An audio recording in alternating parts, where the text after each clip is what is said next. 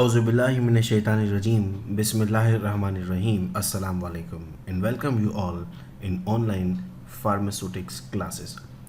This is lecture number 4 of the series. Pharmacy council of Pakistan की जानिब से जो सिलेबस इशू किया गया उस सिलेबस के मुताबिक हमने स्टार्टिंग के 3 लेक्चर्स में orientation of pharmacy, history of pharmacy और फार्मास्यूटिकल सॉल्यूशंस का आगाज़ किया था. हम सॉल्यूशंस में सॉल्यूशन की बेसिक्स को पढ़ चुके, टाइप्स ऑफ वाटर को पढ़ा. आप इससे पिछले वीडियो लेक्चर्स में उन्हें देख सकते हैं. आज हम सॉल्यूशन के मुख्तलिफ types as per the routes of administration और फिर जो एक्सिपिएंट्स इस्तेमाल होते हैं उनमें उनकी प्रॉपर्टीज़ और लास्ट में एडवांटेजेस और डिसएडवांटेजेस को डिस्कस करेंगे. तो आइए आज के वीडियो लेक्चर का बाकायदा आगाज़ करते हैं. पिछले 3 लेक्चर्स आप MSQ फाउंडेशन के यूट्यूब चैनल पर प्लेलिस्ट की मदद से देख सकते हैं. सबसे पहले हम कुछ ट्रेडिशनल टर्म्स को डिस्कस करते हैं जो फार्मास्यूटिकल सॉल्यूशंस के लिए इस्तेमाल की जाती हैं, जैसे कि aromatic water. Aromatic water basically is a saturated aqueous solution of volatile oils और अदर एरोमेटिक और वॉलेटाइल सब्सटेंसेस. एलिक्सर की टर्म हम इस्तेमाल कर रहे होते हैं फार्मास्यूटिकल सॉल्यूशंस में. There are many oral solutions that contain alcohol as a co-solvent and they have a traditional name as elixir. लाजिम नहीं कि तमाम अल्कोहलिक प्रिपरेशंस को हम एलिक्सर्स कह रहे होंगे. स्पिरिट्स आर अल्कोहलिक और hydro alcoholic solutions of volatile substances. बहुत से स्पिरिट्स फ्लेवरिंग एजेंट के तौर पे भी इस्तेमाल किए जाते हैं मुख्तलिफ फार्मास्यूटिकल सॉल्यूशन में, और बहुत से स्पिरिट्स को डायरेक्टली मेडिसिनल एजेंट के तौर पे भी इस्तेमाल किया जाता है. Syrups are oral aqueous solution containing a high concentration of sucrose और other sugar. जो बेस बना होता है सिरप का वो मोस्टली सुक्रोज का या किसी और टाइप ऑफ शुगर से मिलकर बना होता है. And tincture. Tincture is an alcoholic और hydro alcoholic solution which is prepared from vegetable material और केमिकल सब्सटेंसेस. यहाँ पर एक सवाल उभरता है, अगर हम पिछली स्लाइड पर जाएं तो हम सिरप के लिए कहते हैं कि these are the oral aqueous solution with high concentration of sugar. तो क्या डायबिटिक पेशेंट्स सिरप का इस्तेमाल कर सकते हैं? Are syrup safe for diabetic patients? Syrup BP is a solution of sucrose 66.7% in purified water. Usually it promotes dental decay and it's unsuitable for diabetic patients. Sugar free syrups भी market में available होते हैं जो sucrose को replace करते हैं hydrogenated glucose, mannitol, sorbitol and xylitol से. तो syrups are not safe for diabetic patients until and unless they are sugar free. आइए बात करते हैं मुख्तलिफ रूट ऑफ एडमिनिस्ट्रेशंस की और फिर उन सॉल्यूशंस की जो उनमें एडमिनिस्टर किए जाएंगे उनकी क्या प्रॉपर्टीज़ होनी चाहिए. अगर कोई सॉल्यूशन ओरली एडमिनिस्टर करने के लिए प्रिपेयर किया गया तो ये लाजिम है उसके लिए कि वो पैलेटेबल हो पेशेंट को, फ्लेवरिंग एजेंट्स मौजूद हों ताकि टेस्ट मास्क किया जाए मुख्तलिफ एक्सीपिएंट्स और APIs का, pH की रेंज 2 to 9 हो ताकि वो पेशेंट से टॉलरेट की जा सके, और इतनी ज़्यादा विस्कोसिटी ना हो कि उसका फ्लो ना हो सके, वो जिस स्पून के ज़रिए एडमिनिस्टर किया जा रहा है उसी पे स्टक रहे. अगर ओरल कैविटी के लिए कोई प्रिपरेशन है, फॉर एग्जांपल कोई गार्गल है या माउथ वॉश है, तो pH न्यूट्रल रहे और बाकी तमाम पैरामीटर्स बिल्कुल वैसे ही जैसे अभी हमने ओरल सस्पेंशंस के लिए पढ़े. अगर वो टॉपिकल प्रिपरेशन है तो वहीकल एक्वस भी हो सकता है और नॉन एक्वस भी हो सकता है. याद रहे लोशन एक ऐसी प्रिपरेशन होगी जिसमें जो ग्रिटेनेस फ्री हो, जिसमें पार्टिकल्स बहुत यूनिफॉर्मली डिस्ट्रीब्यूट हुए हों. Liniment is an alcoholic or oily solution designed to be rubbed on skin. ये लाजिम है कि लिनिमेंट को हम स्किन पर रब कर रहे हों. टॉपिकल को हम कंटिन्यू करते हैं. टॉपिकल की हमारे पास एक टाइप है collodion. Is a solution of polymer. Usually pyroxylin का इस्तेमाल किया जाता है dissolve in a volatile organic solvent. ये लाजिम है कि फॉर्मुलेशन साइट ऑफ एप्लीकेशन पे अडेयर रहें. ये ना हो कि वो वहाँ से बहुत इजीली रिमूव हो रही हो और ये भी ना हो कि उन्हें रिमूव करना बहुत ज़्यादा मुश्किल हो जाए, वो हार्ड मास वहाँ पर क्रिएट करते हैं. तमाम बातें उन फार्मासिस्ट के लिए बहुत इंपॉर्टेंट है जो इंडस्ट्रीज़ में इन प्रिपरेशंस के साथ डील कर रहे होते हैं.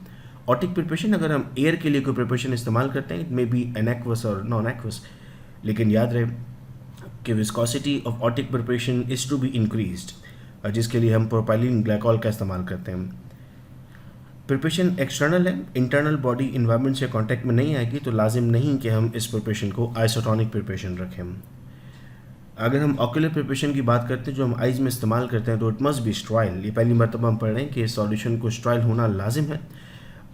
इसकी पीएच टीयर्स के नियर होनी चाहिए और टीयर्स की पीएच होती है अराउंड 7.4। ह्यूमन आई की कैपेसिटी के वो 3.5 से लेकर 9 पीएच तक टॉलरेट कर सकता है, मिनिमम 3.5 एंड मैक्सिमम ऑफ 9 वो इजीली टॉलरेट कर सकता है। ऑक्यूलर प्रिपरेशन का आइसोटोनिक होना लाजमी है और इसकी आइडियल विस्कोसिटी हमारे पास अराउंड 15 to 25 MPa होती है। अगर प्रिपरेशन नेज़ल है तो नेज़ल प्रिपरेशन एक्वस प्रिपरेशन होती हैं और इसकी पीएच को अराउंड नेज़ल फ्लूइड के जितना होना चाहिए, दैट इज़ 5.5 to 6.5। इसका आइसोटोनिक होना बहुत ज़रूरी है। प्रिजर्वेटिव्स का इस्तेमाल किया जाता है और फ्लेवरिंग एजेंट्स का भी इस्तेमाल किया जाता है। हम अगली स्लाइड्स में पढ़ेंगे कि कौन कौन से प्रिजर्वेटिव्स और फ्लेवरिंग एजेंट्स का इस्तेमाल किया जाता है। अगर पल्मोनरी सॉल्यूशंस हैं तो solution of drug and excipient must be dissolve in a liquefied propellant, और यहाँ पर एग्जांपल याद रहे कि trifluoromonofluoroethane is use as a liquefied propellant. Nebuliser solution isotonic होगा, एक्वस होगा और पीएच 3 से कम ना हो और 8.5 से ज़्यादा हो। If it is a rectal preparation हम कहते हैं एनिमास कैन बी एक्वस और आइली सॉल्यूशन। और याद रहे मैक्रो एनिमास जो भी एडमिनिस्टर कर रहे होते हैं, बहुत ज़रूरी है कि मैक्रो एनिमास का टेम्परेचर बॉडी टेम्परेचर जितना किया जाए उसके बाद उसे एडमिनिस्टर किया जाए। If it is a vaginal preparation तो vaginal solutions must be aqueous, pH must be adjusted as per their body requirement by the use of excipients. Parenteral solutions are very sensitive. They must be sterile and must be pyrogen free. Preservatives का भी इस्तेमाल किया जाए, pH को भी maintain किया जाए, because directly ये बॉडी के साथ इंटैक्ट रहेंगे, बॉडी फ्लूइड में इंटैक्ट होंगे। अगर pH मेंटेन नहीं की गई तो पेन और टिश्यू नेक्रोसिस ऑब्जर्व किया जा सकता है। ये लाजिम है, सॉल्यूशन आइसोटोनिक होना चाहिए। आइए बात करते हैं मुख्तलिफ एक्सिपिएंट्स की जो इस्तेमाल किए जाते हैं।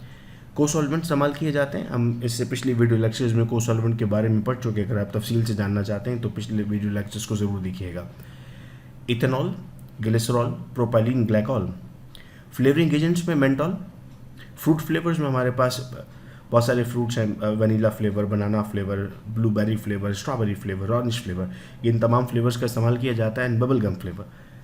कलरिंग एजेंट का ताल्लुक फ्लेवर के साथ होता है। फॉर एग्जांपल अगर आपने मिंट फ्लेवर दिया तो ग्रीन कलर आप इस्तेमाल करें, अगर चेरी फ्लेवर दिया तो आप रेड कलर इस्तेमाल करें। मैंडेटरी नहीं है लेकिन ये ऑब्जर्व की जाती है प्रैक्टिस। फ्लेवरिंग एजेंट्स और कलरिंग एजेंट्स का इस्तेमाल एज़ पर सोसाइटी भी किया जा रहा होता है, एज़ पर कल्चर भी किया जा रहा होता है। फॉर एग्जांपल पाकिस्तान में अगर एक टैबलेट के हम एग्जांपल लेते हैं, पाकिस्तान में अगर पॉन्स्टान 4 टैबलेट बनती है तो उस पर कोई फ्लेवर नहीं होता, लेकिन अगर सऊदी अरब में ये बनती है तो उसमें वनीला फ्लेवर होता है। रिसर्च के मुताबिक उस कल्चर को ये फ्लेवर सूट करता है। तो पाकिस्तान में बनने वाली प्रिपरेशन और सऊदी अरब में बनने वाली प्रिपरेशन दोनों सेम एक्टिव रखती हैं, लेकिन फ्लेवरिंग एजेंट और कलरिंग एजेंट का इस्तेमाल वहाँ पर मुख्तलिफ किया जा रहा है।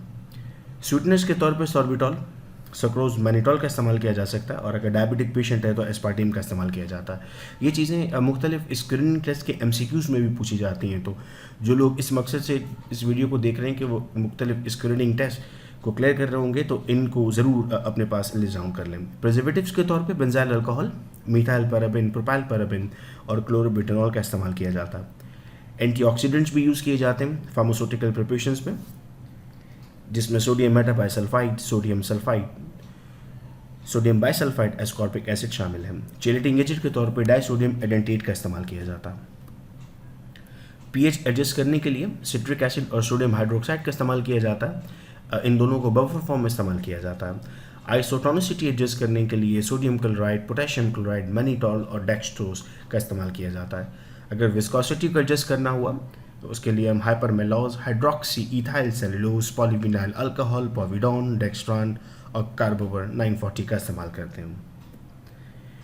आगे एडवांटेजेस जानते हैं सॉल्यूशन के। हम कहते हैं rapid drug action, because drug already dissolve होती है तो बॉडी में एक्शन बहुत इजीली प्रोड्यूस कर रही होती है, और अगर वो पैरेंटल सॉल्यूशन के तौर पर एडमिनिस्टर की गई है तो और फास्ट उसकी ड्रग एक्टिविटी होगी।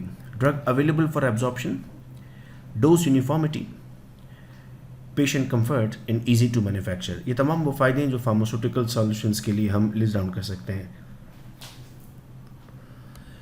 आइए बात करते हैं डिसएडवांटेजेस की।